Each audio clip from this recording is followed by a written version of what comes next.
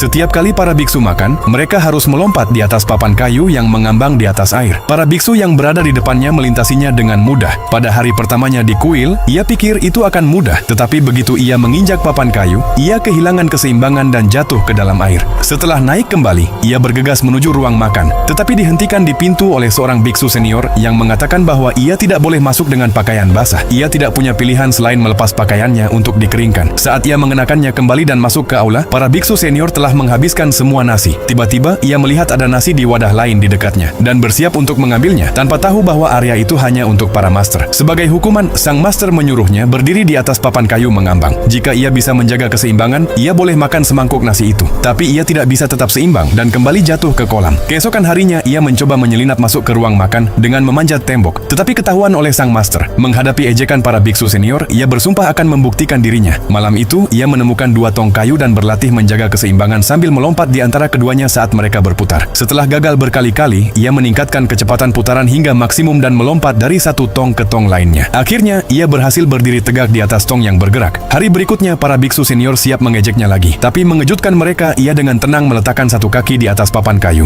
dan melakukan gerakan udara yang sulit sambil dengan mudah menyeberangi kolam di bawah. Sang master mengangguk dengan puas. Kemudian sang master meningkatkan kesulitan dengan memecah papan menjadi potongan-potongan kayu kecil. Bahkan biksu dengan kemampuan paling ringan tidak bisa menyeberang. Ia mencoba melompat, tetapi gagal seperti yang lain. Mereka mencoba dari pagi hingga malam, tetapi tidak ada yang berhasil. Sang master lalu mulai mengajarkan tekniknya. Ia meminta pria itu melemparkan mangkuk ke dalam air. Saat melihat mangkuk itu tenggelam ke dasar, sang master menjelaskan bahwa gaya lemparannya mengarah ke bawah, seperti upaya mereka saat melompat di atas papan. Karena papan kayu memiliki daya apung terbatas, semakin keras mereka melompat, semakin cepat papan itu tenggelam. Sang master kemudian mengambil mangkuk dan melemparkannya secara diagonal ke permukaan air dan berhasil mendarat di tepi seberang. Pria itu pun memahami maksud sang master. Saat para biksu senior tertidur, ia berlatih di tepi kolam. Meskipun ia jatuh berkali-kali, ia tidak pernah menyerah. Akhirnya, setelah kegagalan tak terhitung jumlahnya, ia berhasil melompat ke seberang.